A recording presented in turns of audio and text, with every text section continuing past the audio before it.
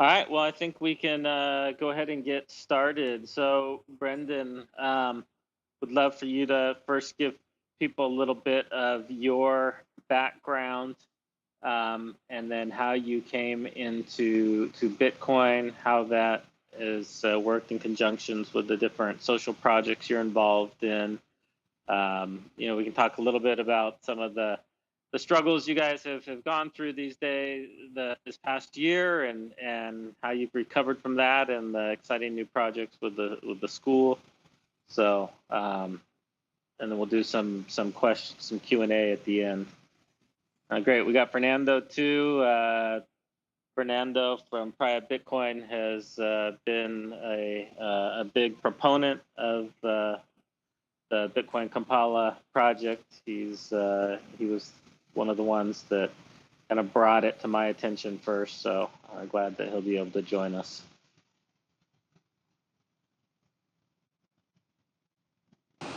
Thanks, Mike. Thanks, everyone. Good to know that the Bitcoin Kampala Godfather is here as well. Nice to see you, Fernando. How are you?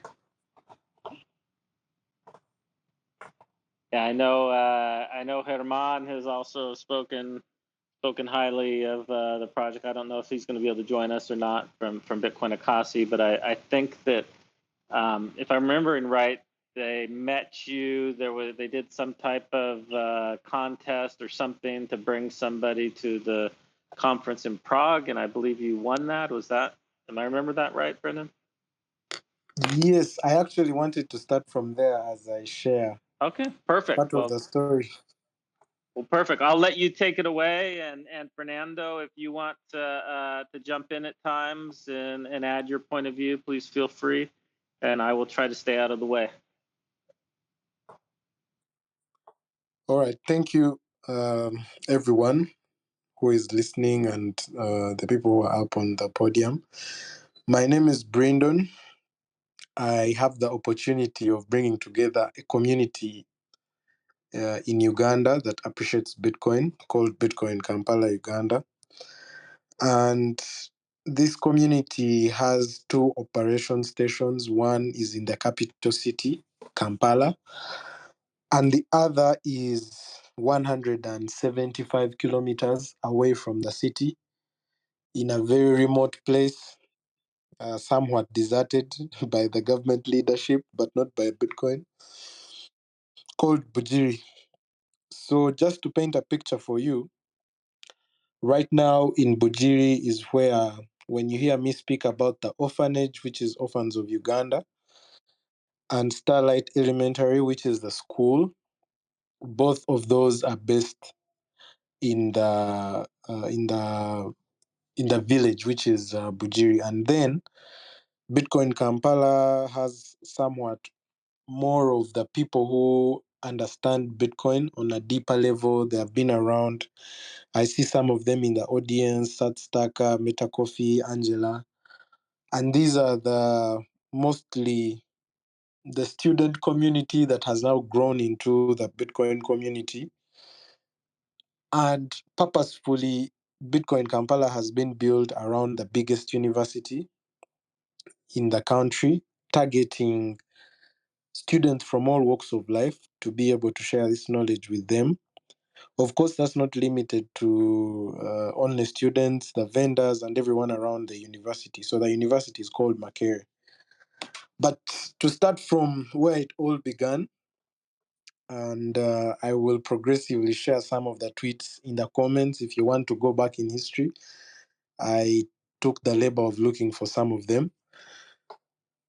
The story starts last year around May, just before BTC Prague, I think about 2 months before BTC Prague. I'd already been building something within the Bitcoin space because I came into Bitcoin 2016, lost some money to scam, but I remained with some little on my wallet, which moved on to double, and I thought I was going to be rich in 2 years. So I started playing around with shitcoins, but I eventually met a few people, among many, Chris Ellis, who really taught me what Bitcoin was about. They shared with me their experience developing and working with Bitcoin. And I really developed the passion to build a community that appreciates and understands why Bitcoin is much more than just money. And along the way, I was able to start a company that is still existent called Gorilla Sats. And it really started from a point of education. And part of the reason why I was able to be able to go to Prague was when Bitcoin Economies published a tweet that was calling any Bitcoiner from Africa that is willing to build a circular economy, they asked us to put up a pitch. And part of the pitch that I put up, where I remember very well, was a video of me orange peeling, not really sharing sats, because I think orange peeling is more than a day's journey, but sharing sats with a group of university students that I had gone to talk to Bitcoin about. And I shared that, and there was a poll that was supposed to be taken. So within the poll, the community that had been building, the people had been teaching about Bitcoin, some of who are here, went ahead to like mobilize their friends, tell them about the work I'd been doing. And I did not win the poll, but I got the most engagement in terms of comments, responses, people who are giving testimonials of the kind of work I'd done in their lives, sharing with them Bitcoin, and kind of bringing them to like realize how much government steal from them, how much inflation affects them, and that financial consciousness that really Bitcoin provides to anyone. So I managed to win the poll, and I was awarded the tickets, but the tickets were for the conference. And of course, I'm in East Africa, the conference was in Europe. So I went ahead to create a Geyser campaign where multiple Bitcoiners donated, and it became really a community effort because I then got to see what it means when you actually commit and share what you know with people. They really come behind you. And that is exactly what happened. I saw a lot of people, even locally, some internationally, people I'd connected with on Twitter. They were all reposting, donating what they could. And I finally made it to Prague. When I made it to Prague, that was my first time leaving the country. Leaving the continent, not the country. Leaving the continent, my first time in Europe. I got to experience a lot of things for the first time, including my first flight, my first train ride. I remember I had a lot of fasts in 1 week during that time. And of course, it was the first time to physically meet Herman from Bitcoin Economies and Fernando. I remember the time I landed in Prague, I landed late in the night. I slept on Fernando's couch for about 10 minutes after we were done setting up Bitcoinized machines. We slept for about 20 to 30 minutes and we headed out to go to BTC Prague. Has to be one of my best times ever. So it really comes from a story that is built around the two characters, one being Fernando, who is on the call with us, who really has been, as I called him, the grandfather and the godfather of Bitcoin Kampala, guiding me through the technical stuff, of course, setting up all these campaigns and making sure everything is in order, setting up the open accounting system that we have, staying accountable, and sometimes, of course, the personal mentorship, because building this community is not really easy. I can tell you, I have wanted to give up multiple times. And every time I call him, he's like, bro, now, if you let go of this revolution, who will take it on? You are more able than anyone else. I know if you've interacted with Fernando, you know how he can get. He's like, brother, these children, they are looking up to you. The moment you give up on a whole generation. He usually tells me we're going to build a whole village, just that there will be only Bitcoiners. And it's really been a journey of learning. At BTC Prague, there was a Bitcoin Circular Economies booth. I spent time there. I got to experience a conference for the first time as well, and was lucky enough to connect with a few Bitcoiners who have really been instrumental in the journey of our community growth. Among many is Joseph from Trezor. He has sponsored multiple Trezor academies that have really helped the community to understand Bitcoin. And of course, Fernando, we stayed in touch. The moment I got back to Kampala, he kept on my case. Brendan, what are you doing? How are you going to do it? How are you setting up the project? So it's really been a journey of many people. And of course, I know indirectly, Mike, you've been supporting as well through the Circular Economies Fund and the Bitcoin Beach Africa Grant. So it's been very, for me personally, before I even get to the community end and the impact this building a circular economy has had, it showed me that there's so much to Bitcoin more than just the value or the number go up or the number go down. Because on a personal level, I'd pursued Chinese and I'd worked about a year as a translator, but jumping onto the Bitcoin train and starting to talk to people about Bitcoin, bringing Bitcoin to the orphanage and connecting it to the world really showed me that there can be greater purpose than just pursuing a job and making money and going back home and really joining what everyone else does. So, along the way of building Bitcoin Kampala, I really want to come back to the initial stages where I first went to the orphanage. The orphanage was in dire condition, no beds. I think the first group of people I went with was one among many, Sat Staka, Afan, some of them are on the call here, they are listeners. We got to the orphanage and it was a surprise. You know, of course, most of the times we're aware of the inequality and the lack that exists within our societies. But before you go head on with it, before you experience it in the moment, you might not really know how sad it is. And for me, those are one of the saddest experiences I've had, but also the best experiences because since then we've been able to do so much to change the children's lives. So first day we went there, the children were sleeping down, torn clothes, no shoes, no food.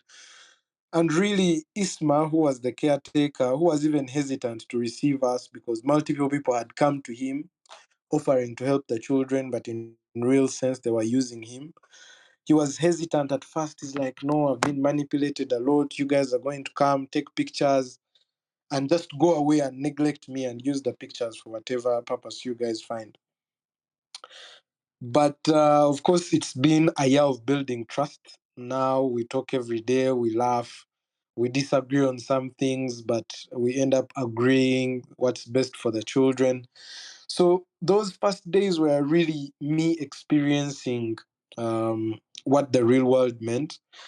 And after visiting the orphanage the first time, we had taken a few things. I remember the first funds we had were from Haman sent me some. Gotatso from Machankura shared some sats as well. We had sats from Stackmore, for those who can find his profile. And we were able to visit the orphanage. When we visited the orphanage, it became a bond because most of the times when you build a circular economy, and this I've come to learn by like looking at all the multiple circular economies that exist, it's very hard to find a project that is worthy the investment both of time and finances and the people who are willing to donate, such that as much as you're making the Bitcoin flow in the community, you're also able to impact lives. And this is what I think is a core of any circular economy: your ability to use the Bitcoin that you receive in terms of, let's say, donations, or you have a sustainability plan, you have a product that you offer that people can buy for money across the world, such that that money goes down to help people who really do not have very many people to help them. So we were able to identify, and this was the guidance that came from, of course, Herman and Fernando. I shared with them the status quo. I shared the results of the visit. I've just shared the visit in the comments if you want to check out the first time we ever visited.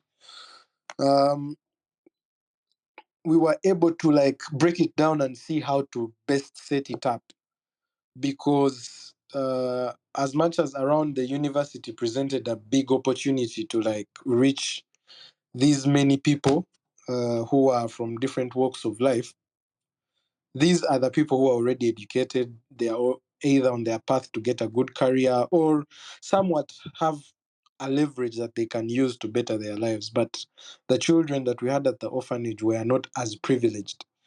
So we unanimously agreed most of the effort, most of the funds will be directed towards empowering the children, teaching them the basic skills, hands-on skills that they can use to be able to like make a life of their own. And we've really done that. If you look at most of the work that we do, about 75 or even 80% goes to the orphanage. And the rest, what we were able to stay doing within the city is the basics, a meetup here and there, a class here and there, and of course, orange peeling vendors and making sure there's a form of Bitcoin moving every day. And reflecting on this 1 year journey, it's been really a journey of patience. This is something particularly Haman emphasized when we met in Prague. He told me, Brindon, as you try to build a circular economy, desist from the impatience of having as many vendors accept Bitcoin before you're able to guarantee that there will be a steady flow of Bitcoin payments that come to them, because then that guarantees failure of the model that you're building. So we started with one vendor, the Fruits for Sats program. We implemented the Fruits for Sats program, which we received from our godfather, Fernando. He taught me how to set it up. I remember the first time we used the Bolt cards on the visit. Everyone was excited. It was like an unlocked use case of Bitcoin that even us, the Bitcoiners, had never seen. A symbolic payment, nutritious fruits for the children, all in one. And it was really even exciting for the children because they interacted with the machine. Everyone got a card as much as they had to share at the beginning. So it was really a new ray of hope within the community. And seeing the people that we actually went with to the orphanage, right now they have gone on to build reasonable programs, reasonable, one of them being School of Satoshi. Edith now is a Bitcoin dada who is like big on education. All these people have been able to kind of become pillars within the community, and I'm very, very optimistic in the next 1 year you will be hearing a lot from these people, because it has become way, way bigger beyond, I would say, my control, which is something that we intentionally designed to have all these people actively participate in the building of the community. So if you look in the listenership, you will see Satstaka, you will see Meta Coffee, you will see two Angelas. All those people are very major characters in the day-to-day operations of Bitcoin Kampala. I see Isma has not yet joined as Orphans of Uganda, but surely he will if he can.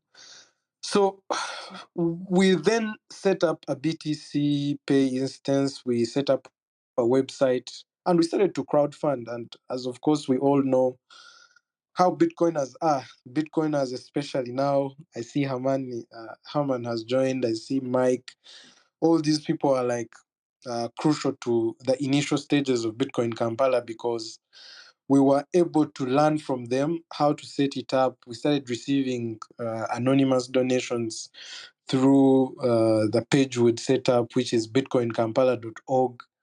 You can check it out if you want to see the successes from when we started. We bought beds, we bought bed sheets, we bought food, we bought mattresses for all the children. So we were able to like quickly, using Bitcoin, change the basic life of these children. But of course, that is not what gives someone sovereignty. That's what not gives someone empowerment to be able to live through life. So now, the stage at which we are, and I will summarize a lot of these things because, of course, we only have not so much time. The level at which we are is ensuring one, sustainability of the project, because it takes a lot of money to feed. If you do the math, 113 children in total now that we are looking after using Bitcoin. You look at the teachers, then you look at the programs that we have to implement for them to both stay in school but also benefit in terms of the soft skills they have to learn. So there's like a bigger task at hand. And of course, recently we had a shocker. The school where the orphans used to go was previously owned by a private owner, not by the government. Government schools here don't make sense. They don't offer any reliable form of education whatsoever, especially those who are very far from the cities.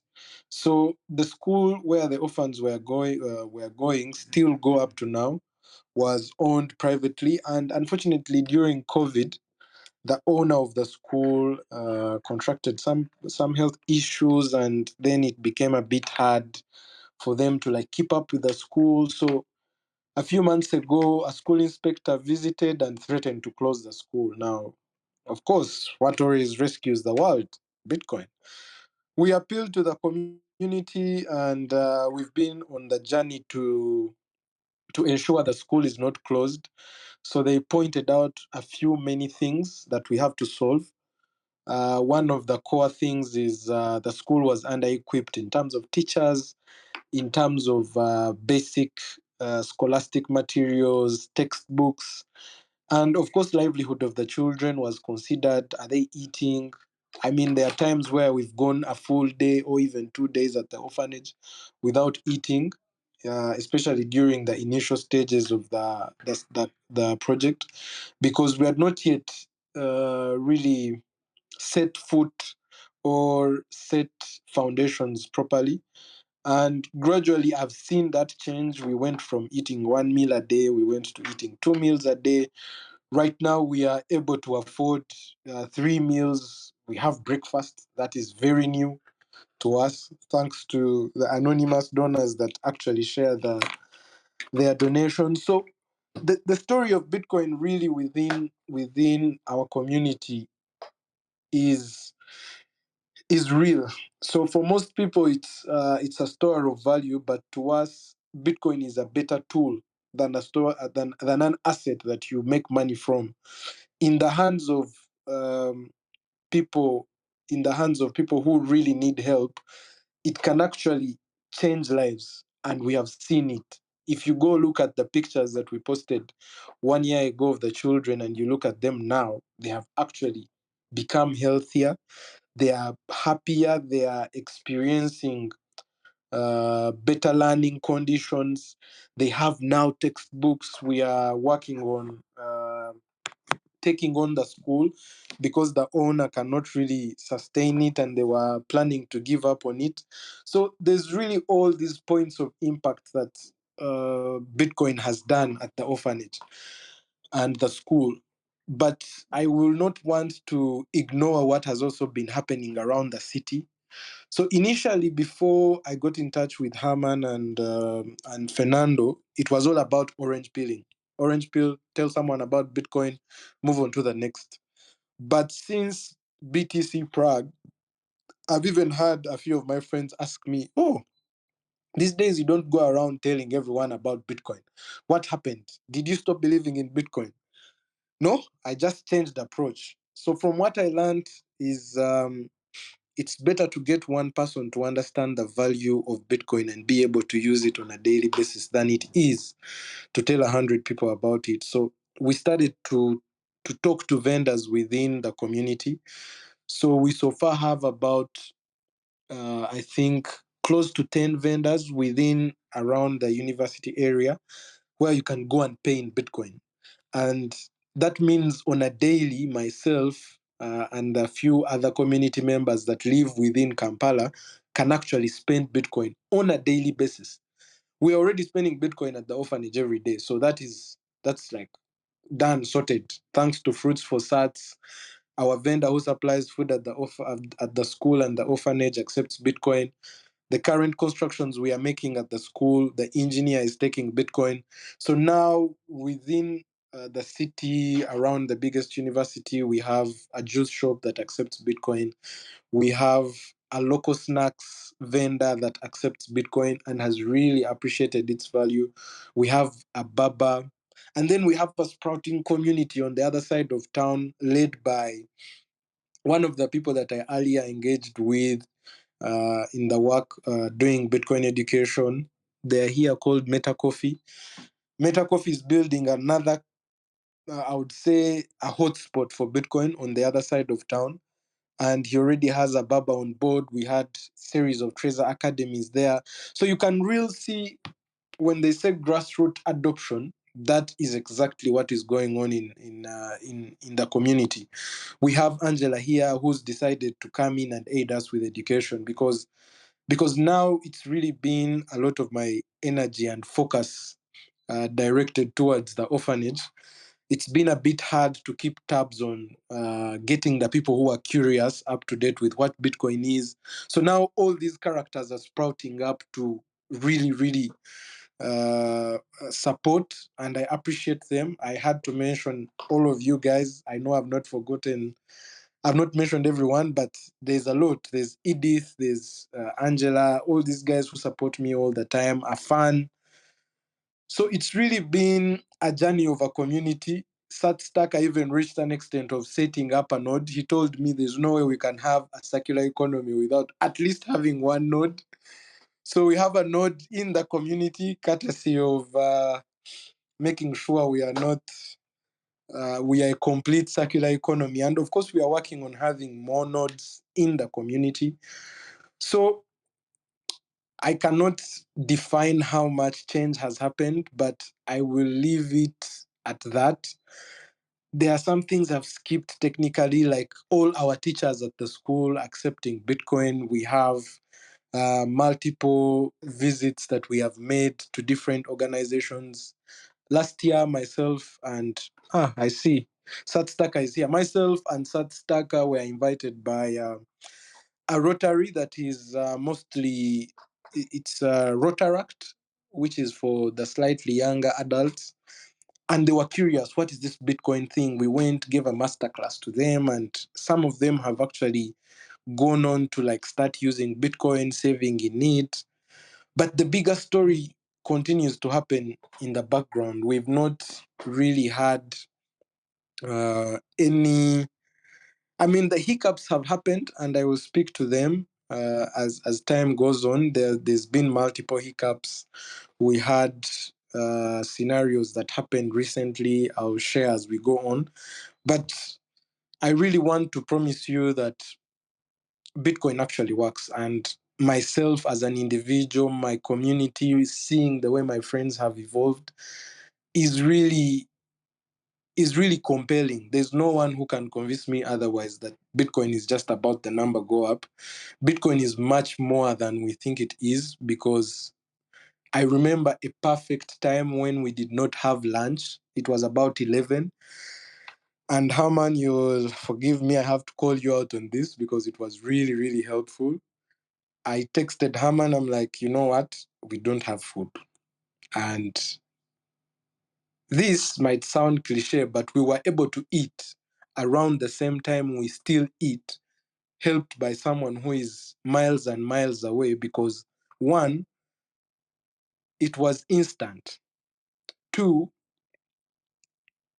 it was in the moment, no bank, no one asking where it's going, and like its intentionality was met there and then. 30 minutes later, children were eating. So it's like those personal things that I've been able to experience whilst trying to build and share the Bitcoin circular economies concept is what really gives me the courage to continue building. So there's a lot. If you go into my personal feed, the Bitcoin Kampala feed, you will see the highlights page.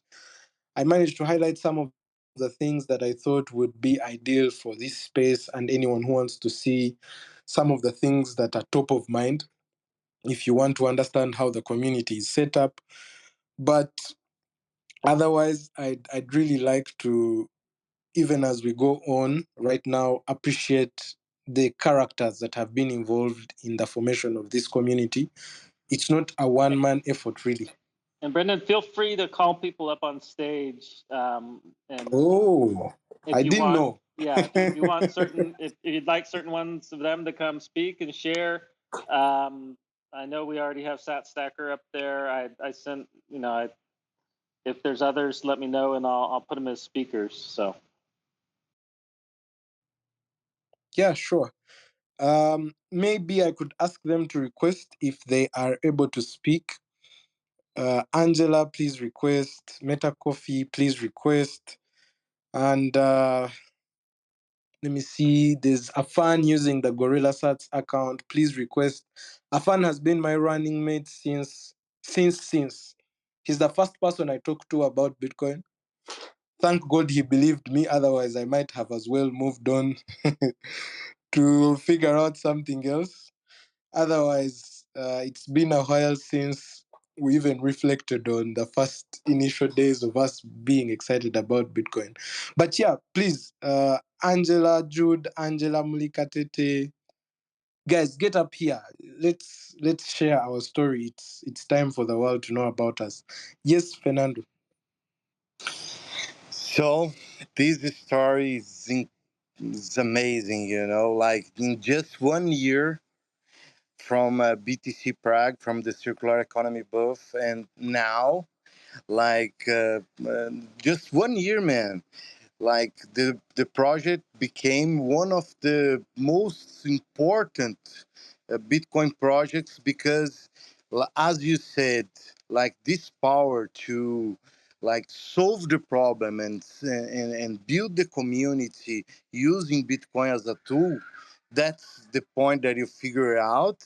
And when you started by doing this, I think like the you acquire new skills, like you understand how to purchase things, how to move the money around, how to deal with contracts and with things, and how to protect the community. So like the results that you got, they are impressive. They are amazing. Like I love to see how Starlight is running now. The school keep running, and maybe soon we are going to be able to acquire it and to keep it running in a sustainable way by giving tools to the locals, like, and not just feeding them, but teaching them how to do it and make them like take the decisions, choose the suppliers, onboard the merchants. Is like the best way to do it is how you are doing, like giving Bitcoin to the right issues and keep following the process, because when you make a donation and you just do it, it's not the ideal thing. Like I try when you receive donations and before to receive that donations, to establish the objectives and key results that we are going to make with these donations, and then track the expenses and see where it is important to spend, and like this, you master it. You did it really well, and then the results that you're getting now, they are because of not only the Bitcoin, but the way that you manage it. So congratulations, Brendan. I am very proud of you and your entire team, and keep doing your great job. No, congratulations to you.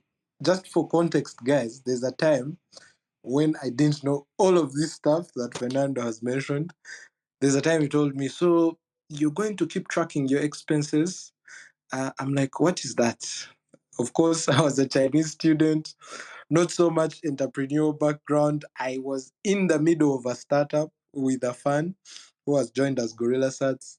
And I'd not really run anything to the magnitude of what this is. And I remember there's a time I just went into a shell and I started learning every day. I was very cautious, I would say it like that. I became a student all over again of there's this thing that I need to consistently think about. I remember there are times when I was worried that we've set out all these goals, we've made promises to the orphanage, and what if the donations don't come through? And Fernando has always told me, as long as you have the right intentions, as long as you set yourself up in a way that is transparent and you track your expenses and you know what you're spending on and you're prioritizing whatever you're supposed to do and you keep the feedback coming through, there's someone who is always willing to help you do the good work. And of course, I want to thank both the team that has supported me along the way, the visits we make, the long distance we have to travel to and from the city to be able to do this work, and of course, the donors. I know some of you are listening, you've donated before and you've done it anonymously. Or if you get to listen to this space, it's going to be the only platform or the only chance, maybe ever. I have to say thank you because it has changed a lot of lives. Mine is just the first that experienced the travel and everything, but mine has not been changed the most. There are children out there who think Bitcoin is good because every time the word Bitcoin is said, there's something good that happens to them. And it's not equating it to God, but really it's hope for them because every time something good has happened in the last 1 year, it's been Bitcoin. And we actually let them know about this. In fact, we have one of our children at the orphanage is nicknamed Bitcoin because he was the first person to define Bitcoin as money after 2 to 3 interactions. Because the first time we went with fruits and they paid with the Bolt cards, he perceived it as money immediately. And the next time we came back, we asked, "What is Bitcoin?" And he raised his hand and he said, "I can buy fruits with it, so it's money." To them, it's a symbolic payment for the fruits. And he quickly got the nickname of Bitcoin. So we have a Bitcoin person at the orphanage. One day, I think I'll look for the picture and I'll post it. But yeah, it's really been a journey of learning. I had to figure out a lot of stuff that was not familiar with. Uh, Setting all this code. Motorless is not one who will allow you to go. He will not go easy on you. And I'm going to report him, but also thank him. All the things I had to learn, he positioned them in front of me and made sure that I did them because, of course, building a community is a responsibility. You have to take care of your security. You have to take care of all these things that make your community successful. And it has always been him who was like guiding me through all this journey, showing me how to set up all these things. Sometimes I would fail, and he tells me, "No, you can figure it out. Play around with it for a day. If you don't figure it out, try again tomorrow. You will figure it out." And indeed, I have. For the last 1 year, I've learned a lot about discipline and staying transparent and making sure we prioritize because we did not have everything we need, but we thank God for what we have and we've been able to use it for the most impact. I would say we've had, I wouldn't want to say to the dollar, I would like to say to the SAT impact that we have had is really incredible. Really incredible. I can't even stretch it enough. That's amazing, and your guys' story is amazing. I'd love for we have some of the people that you mentioned. I see Sat Stacker, Angela, and Grella Sats. They're all up on stage. So if you have specific things you'd like to ask them to speak to, or if you guys just want to talk amongst yourselves, you just need to unmute yourself to be able to speak.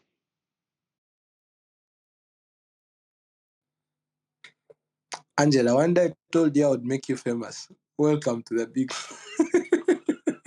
to the big stage.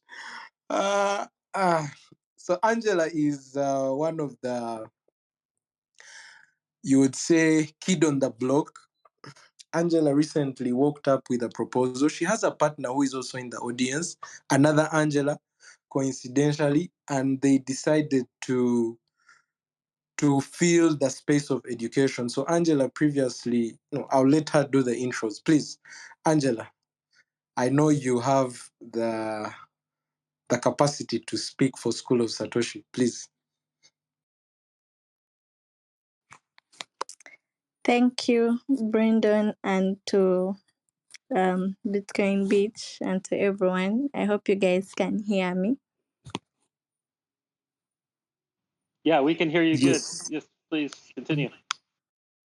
Okay, thank you. So, like Brendan said, my name is Angela Wafoyo, and I'm the founder of School of Satoshi with or co-founder, because Angela and I co-founded School of Satoshi, Angela Mlikatete.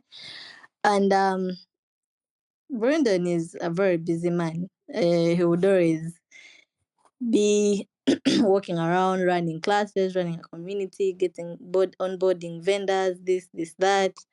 So the idea of School of Satoshi just came in with the fact that as Bitcoin Kampala, we were trying to carry out an education program as well, but it was just never consistent. It just didn't give the feed we thought that it would.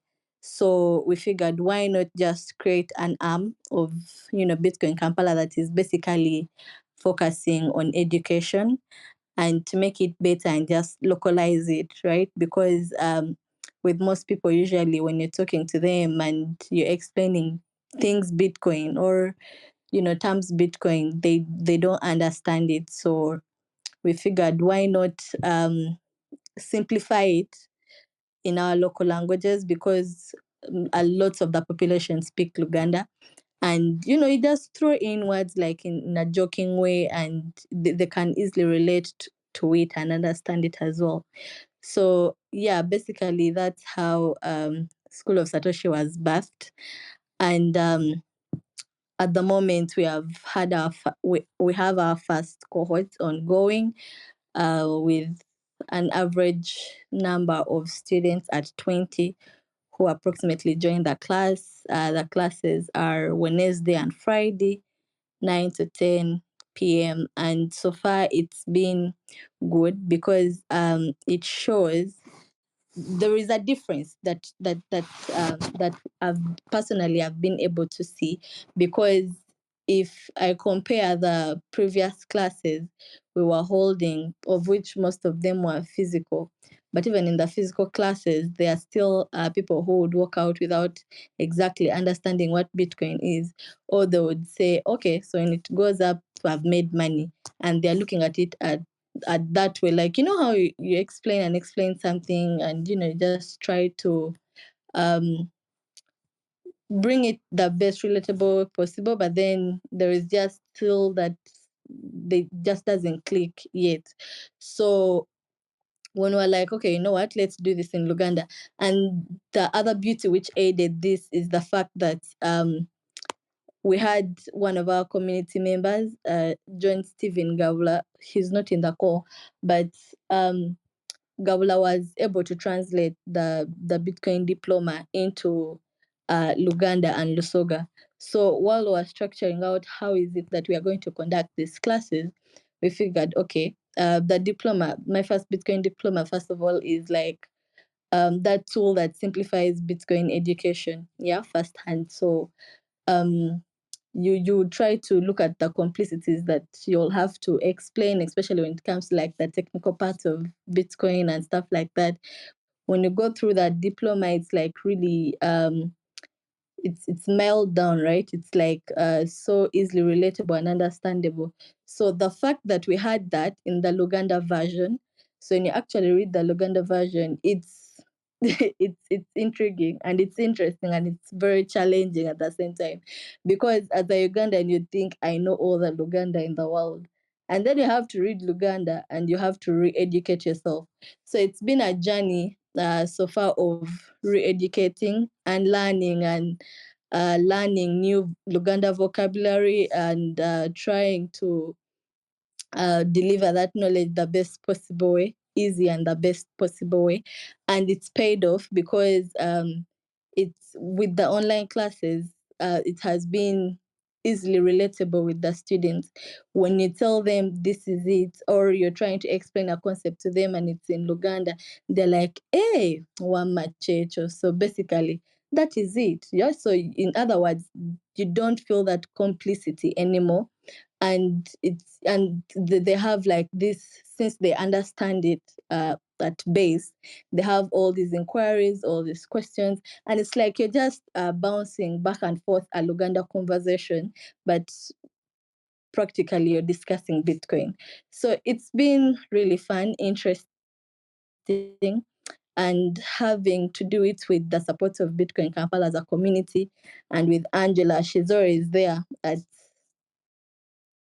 she's just always there. So where I feel like, my Luganda is not Lugandering, and she would, she's like a Muganda by, God. She's Luganda by, but she's a Ugandan and a Luganda speaker designed by God.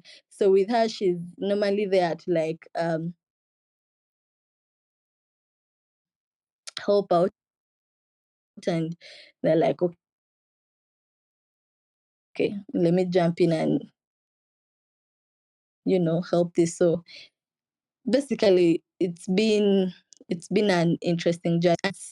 It's going to be impact, because the impact that it's already making in their lives, because they're hyperactive. They know what they want. They know, okay, so Bitcoin is this. How do I? There's the previous class, one of the students wasn't able to attend, and so we had a one-on-one call, and I had to recap for him everything. And then he's like, but now if you look at these problems of, people are going into banks, you're opening up a bank account, you have to verify yourself, you have to bring all of these documents, even when processing it. So he was curious. I was like, can't this Bitcoin help out with such things? Because with Bitcoin, no one is really tracking the validity of your of your financial status. No one is there to be all bad that day. Sorry, bring documentation for opening up an account or stuff like that. No, you don't find such hindrances with the Bitcoin with the Bitcoin network. So basically he he got curious. I think I would build up an idea around all of this.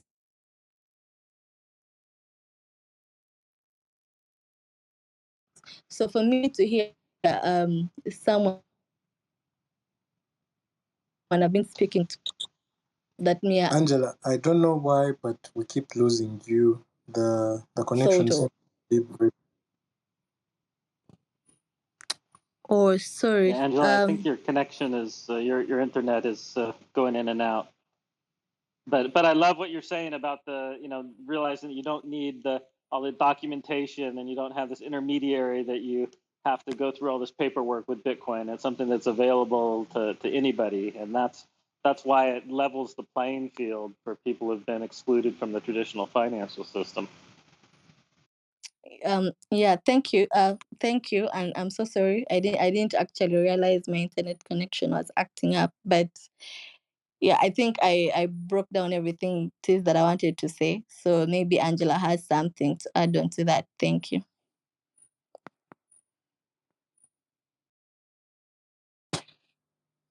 Nice. So Angela is one of those people that really started before we were, I would say, we were anywhere or close to even a circular economy. She's one of those people we've had along the journey of learning. I was able to share knowledge with her. She stayed the time.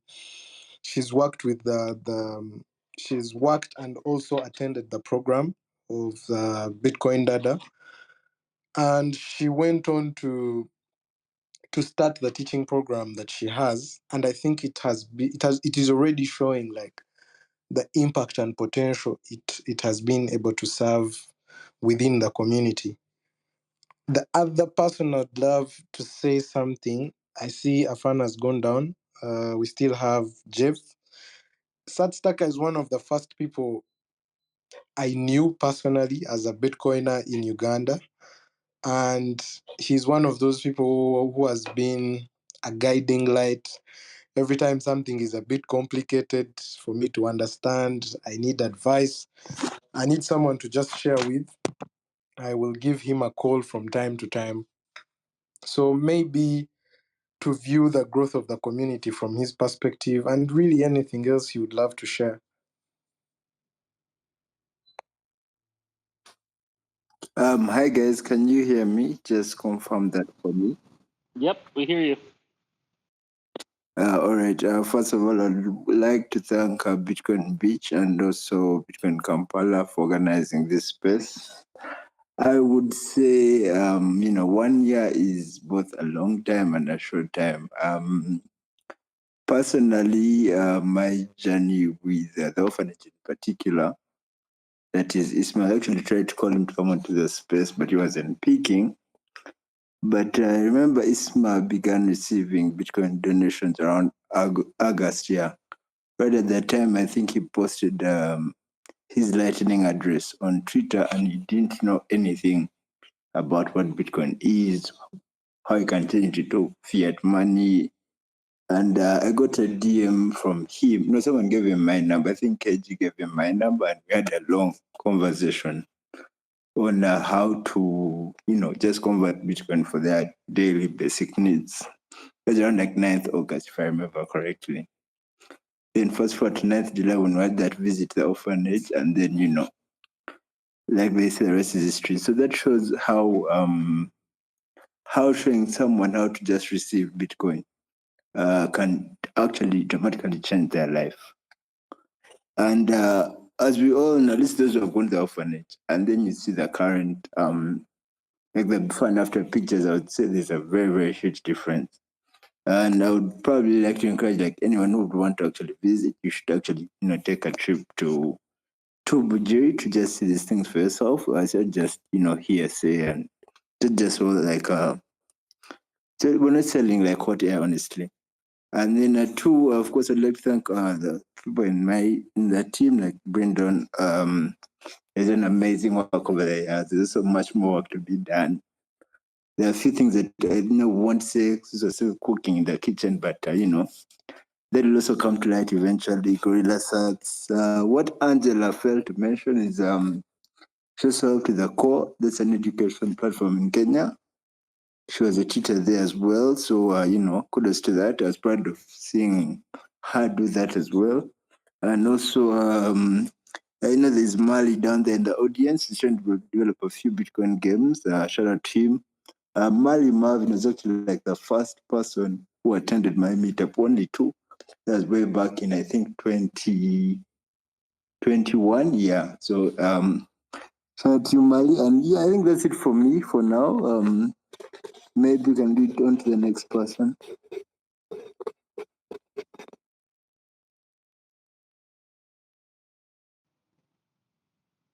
So Brendan, we're coming up on the hour. We usually like to keep it, we can go a little over this time just because there's so much interest. But if there's anybody else you would like to have speak, otherwise we'll open it up to questions. Yeah, one last person, of course, he's been my shadow, I would say it like that.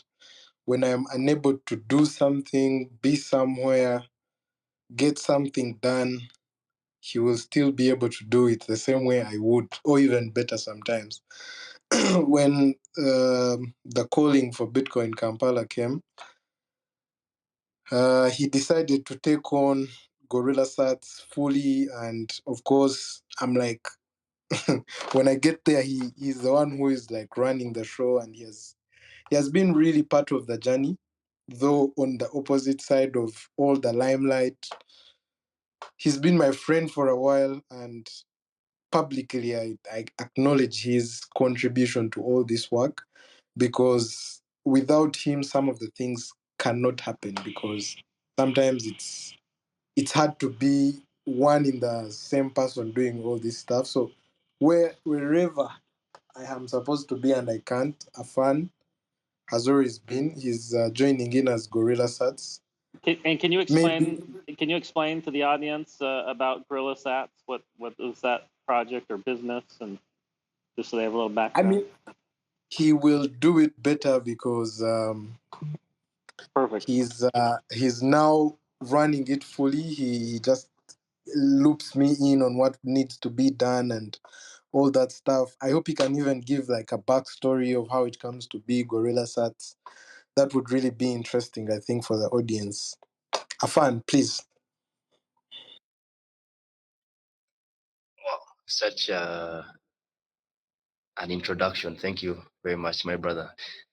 Um, am I audible enough?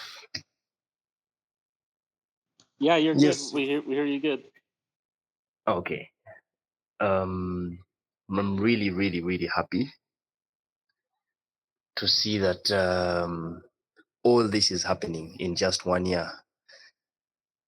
My name is Afan Sabila, and as Brandon has told the story, we've been doing business and life for quite the longest time.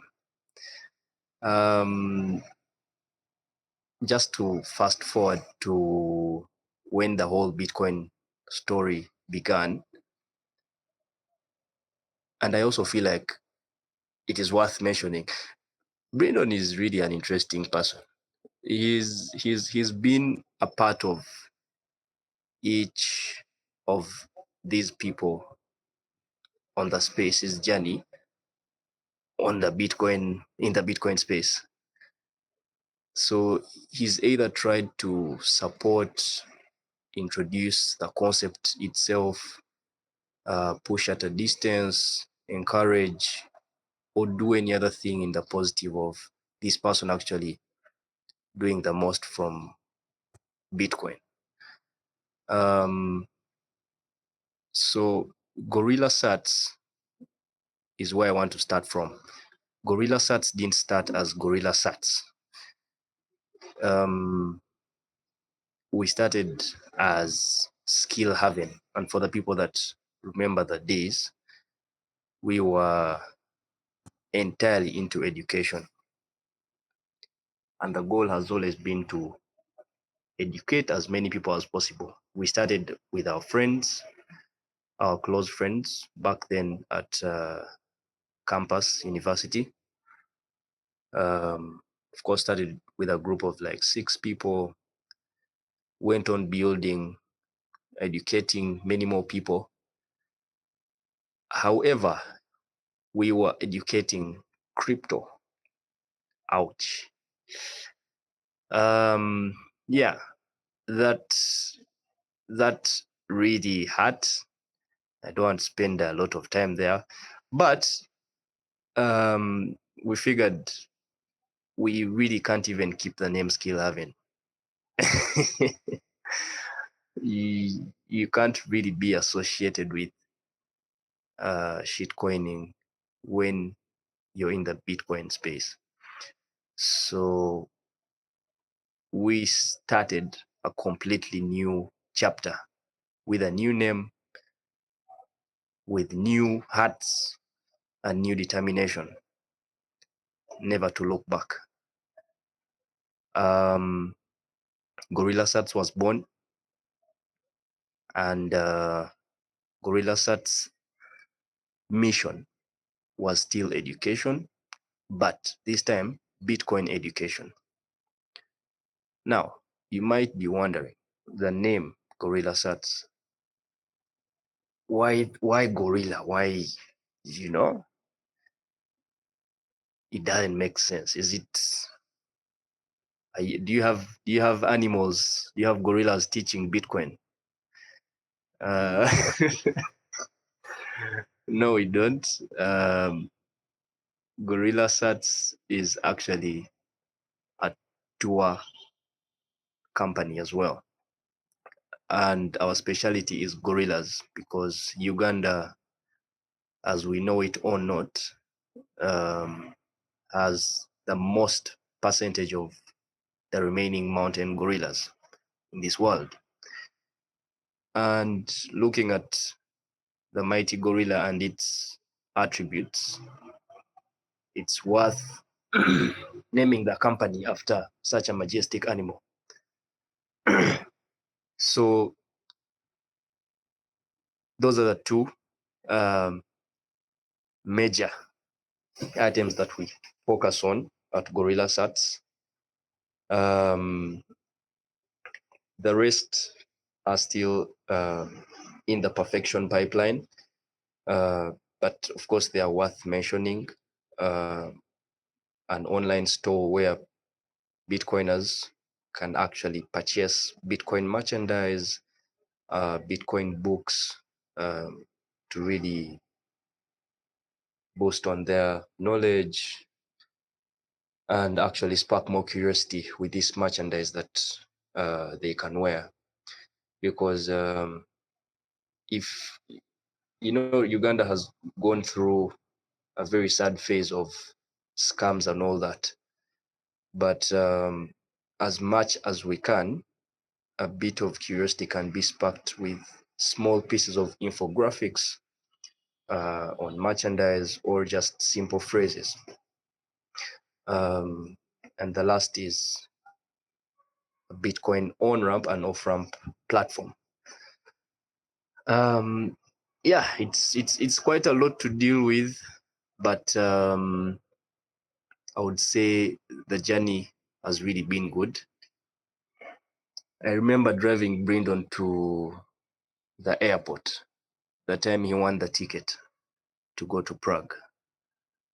It was a conversation of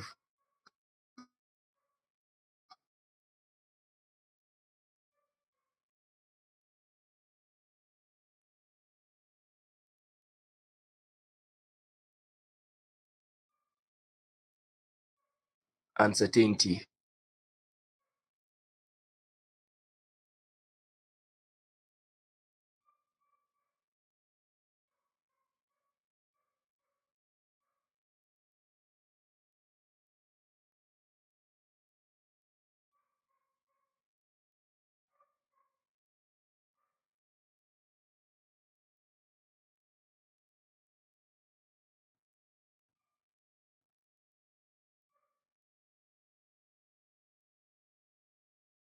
Food they serve inside.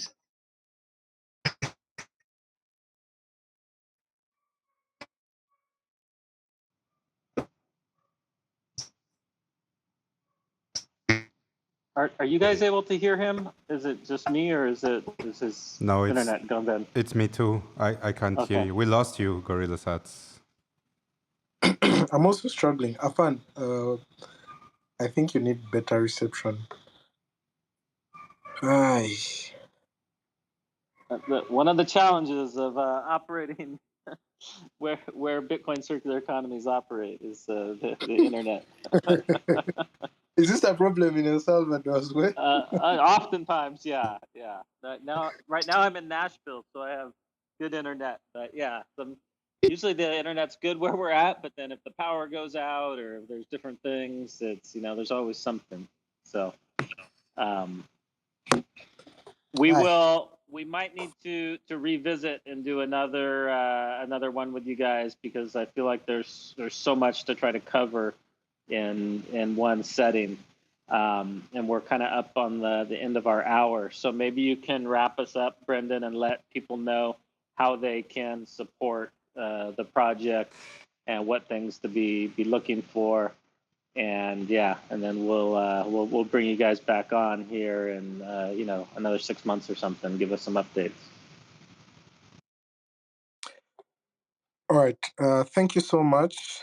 It's been, I would personally say we've not had the chance to be all on the same platform and reflect how this journey has been, but it's really been one that has brought us together both as family, but also as Bitcoiners in arms, to realize how much potential there is when you get this one tool that actually works.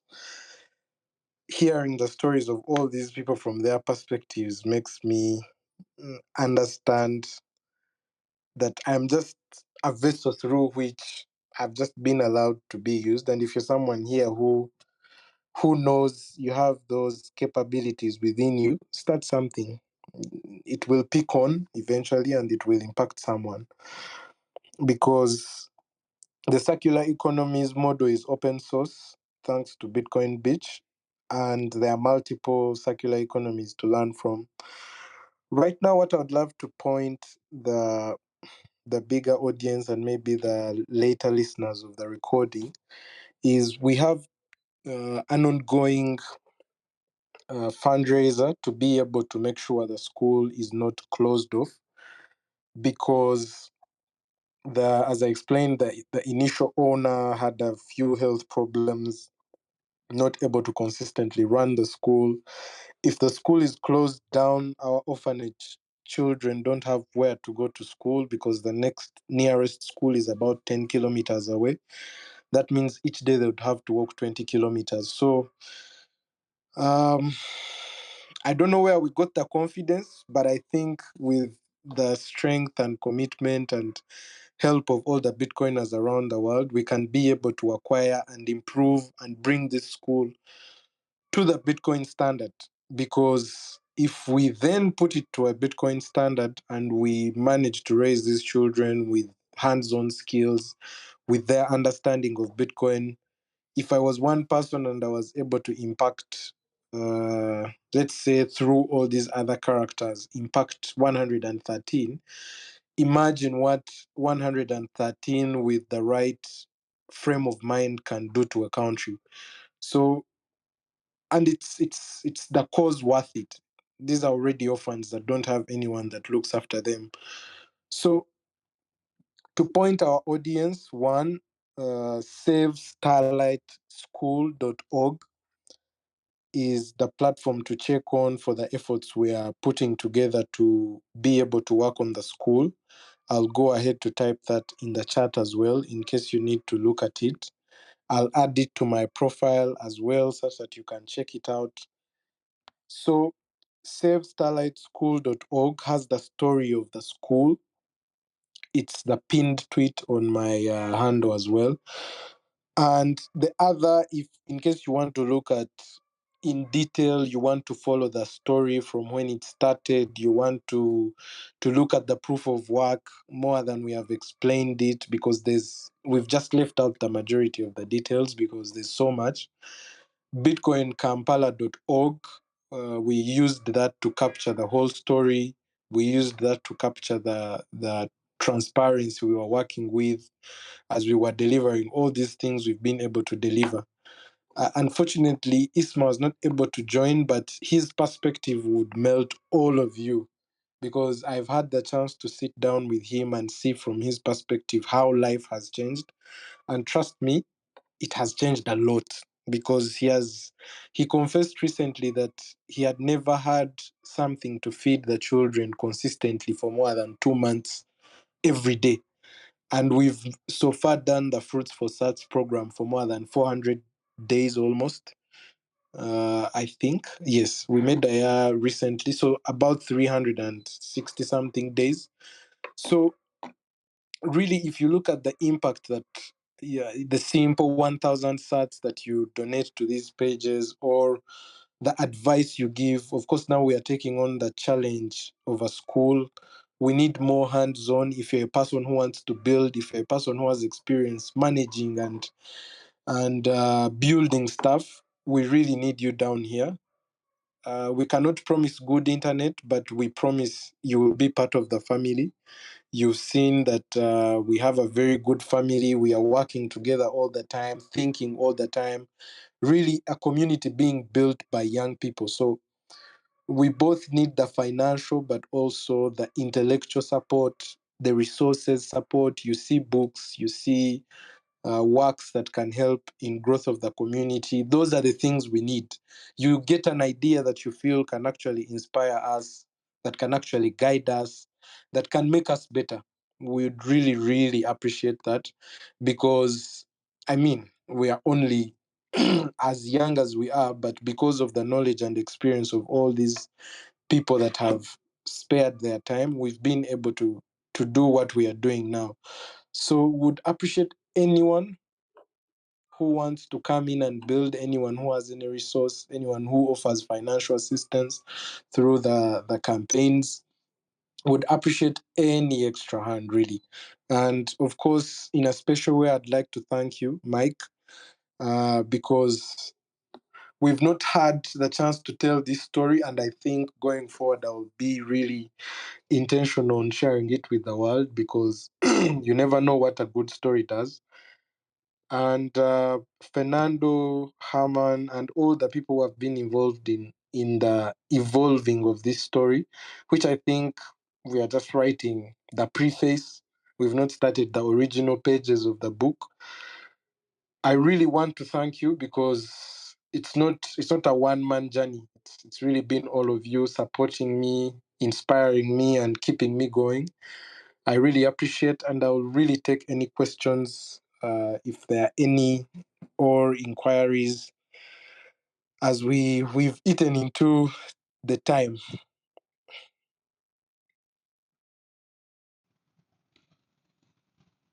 Awesome.